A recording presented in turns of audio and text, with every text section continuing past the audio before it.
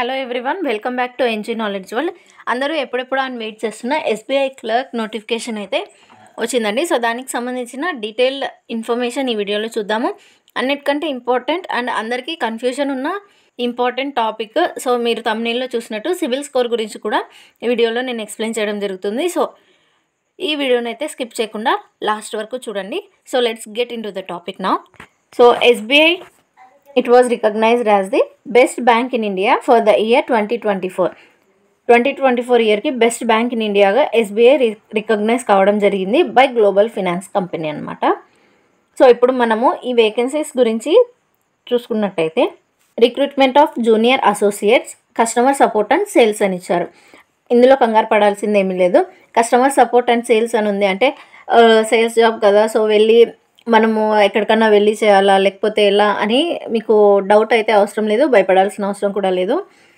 మీరు ఈ వర్క్ని అంతా కూడా ఆఫీస్లో నుంచే చేస్తారు అండ్ ఆఫీస్ టైమింగ్స్లో మాత్రమే చేస్తారు. సో మీరు ఎక్కడైతే పోస్టింగ్ ఉంటుందో అక్కడ మాత్రమే మీరు బ్యాంక్లోనే కూర్చొని ఈ వర్క్ని అయితే చేస్తారనమాట. సో క్లర్క్నే దీన్ని జూనియర్ అసోసియేట్గా మార్చడం జరిగిందనమాట. So online registrations starting date వచ్చేసి 17th December 2024 అనమాట. ఎండ్ డేట్ వచ్చేసి 7th January 2025. సో అప్లై చేసుకోవడానికి కూడా లేట్ చేయకండి, స్టార్టింగ్లోనే అప్లై చేసుకోవడానికి ట్రై చేయండి.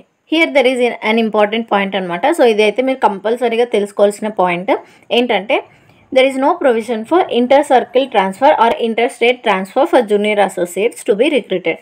అంటే ఏంటంటే మనకి పోస్టింగ్ ఏ సర్కిల్లో వస్తుందో, ఐ మీన్ ఏ స్టేట్లో వస్తుందో అక్కడి నుంచి మనము ట్రాన్స్ఫర్ చేసుకోవడానికి లేదు. జనరల్గా మనకి 2-3 years తర్వాత అలా ట్రాన్స్ఫర్స్ ఉంటాయి, లేదా 5 years తర్వాత ట్రాన్స్ఫర్ చేసుకోవచ్చు. సో ప్రజెంట్ ఏదో లో కాంపిటీషన్ ఉన్న సర్కిల్స్లో కొన్నాళ్ళు జాబ్ చేసి తర్వాత ట్రాన్స్ఫర్ పెట్టుకోవచ్చు ఓన్ స్టేట్కి అని అనుకుంటారు కదా.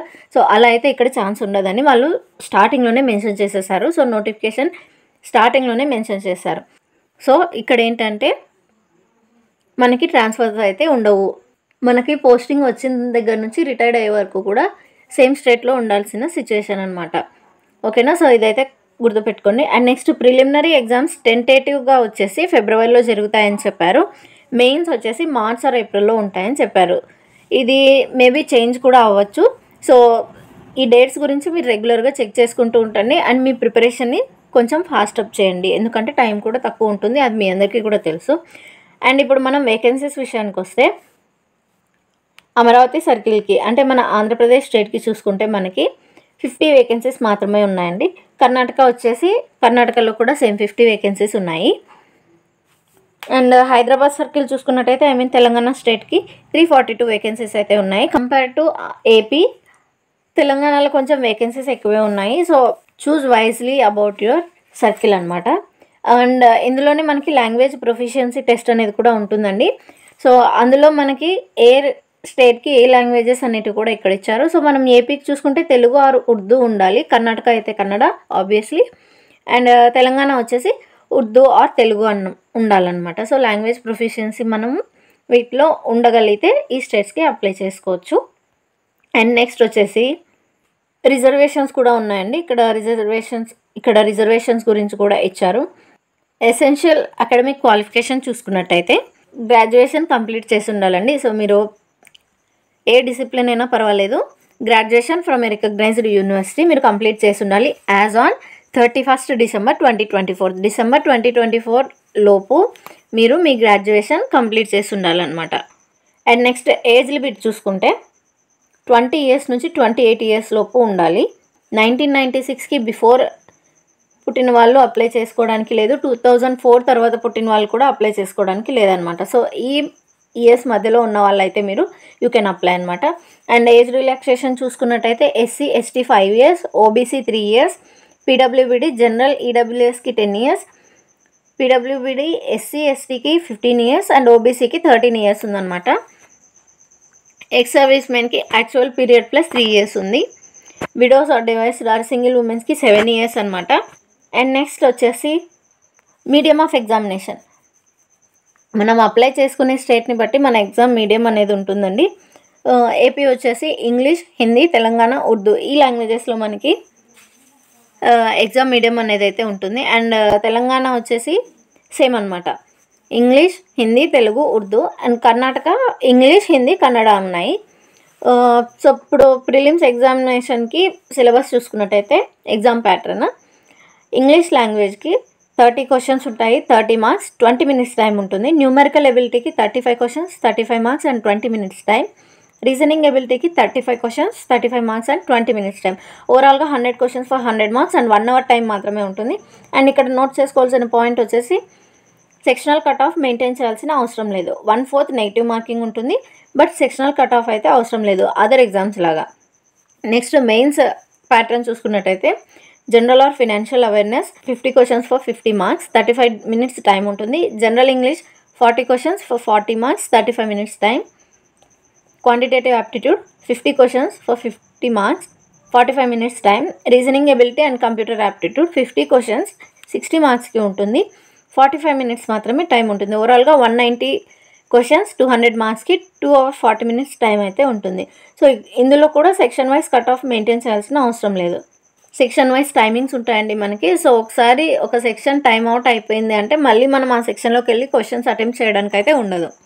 కాల్ లెటర్స్ మనకి 10 days బిఫోర్ అయితే రిలీజ్ చేయడం చేస్తారు. సో మనం తర్వాత డౌన్లోడ్ చేసుకోవాలి. అండ్ పే స్కేల్ చూసుకున్నట్టయితే స్టార్టింగ్ బేసిక్ పే వచ్చేసి 26,000 ప్లస్ ఉంటుంది. అప్లికేషన్ ఫీజ్ చూసుకున్నట్టయితే ఎస్సీ, ఎస్టీ, పీడబ్ల్యూబీడీ, ఎక్సెస్, డిఎక్సెస్కి 0 అనమాట. అసలు వాళ్ళకి అప్లికేషన్ ఫీజు అయితే లేదు. జనరల్, ఓబీసీ అండ్ ఈడబ్ల్యూఎస్ వాళ్ళకి 750 రూపీస్ అయితే అప్లికేషన్ ఫీజు ఉంది. సో యాజ్ ఐ సెడ్ ఇప్పుడు మనము అసలైన ఇంపార్టెంట్ పాయింట్ చూసుకున్నట్టయితే ఇక్కడ సిబిల్ స్కోర్ గురించి. సో తమ్నైల్లో చూసారు కదా సిబిల్ స్కోర్ అవసరమా అనేసి.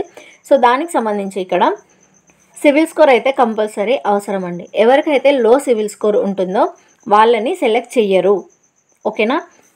But you have a hope. ఏంటి అని అంటే సిబిల్ స్కోర్ లో ఉన్న వాళ్ళు దాన్ని ఇంప్రూవ్ చేసుకోవడానికి మీకు డ్యూ ఉన్న ఈఎంఐస్ కానీ, క్రెడిట్ కార్డ్ పేమెంట్స్ కానీ, లేకపోతే లోన్స్ కానీ ఇవేమైనా డ్యూ ఉండేటివి మీరు పే చేశారంటే మీ సిబిల్ స్కోర్ ఇంప్రూవ్ అవుతుంది కదా. సో సిబిల్ స్కోర్ని బిఫోర్ మెయిన్స్ ఎగ్జామ్ లోపే మీరు ఇంప్రూవ్ చేసుకోవడానికి ట్రై చేయండి. మీ డ్యూస్ అన్నీ కూడా అప్పటికి క్లియర్ చేసేసుకున్నారంటే పోస్టింగ్ అయ్యేసరికి మీ సిబిల్ స్కోర్ అప్డేట్ అయి ఉంటుంది. సో దానివల్ల మీకేం ప్రాబ్లం ఉండదు. సిబిల్ స్కోర్ అయితే మీరు కంపల్సరీగా మినిమం రేంజ్ మెయింటైన్ చేయాల్సి ఉంటుందన్నమాట. అదైతే ఇక్కడ క్లియర్గా మెయింటైన్ చేశారు.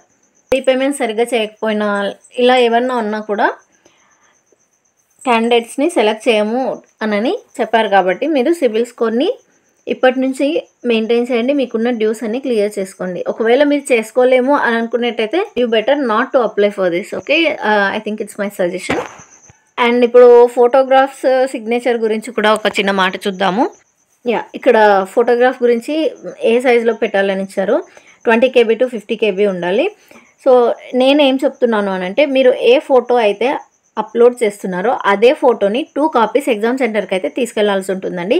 సో ఒక ఫోటో అప్లోడ్ చేసి వేరే ఫొటోస్ మీరు ఎగ్జామ్ సెంటర్కి తీసుకెళ్తే అక్కడ మీకు కొంచెం టైం వేస్ట్ అవుతుంది. కొన్ని సెంటర్స్లో యాక్సెప్ట్ చేయకుండా మిమ్మల్ని వెనక్కి పంపించే ఛాన్సెస్ కూడా ఉంటాయి. కాబట్టి మీరు అప్లోడ్ చేసిన ఫోటోని హార్డ్ కాపీస్ కూడా రెడీ చేసుకొని పెట్టుకోండి. ఎగ్జామ్కి తీసుకెళ్లాల్సి ఉంటుంది అది, ఓకేనా.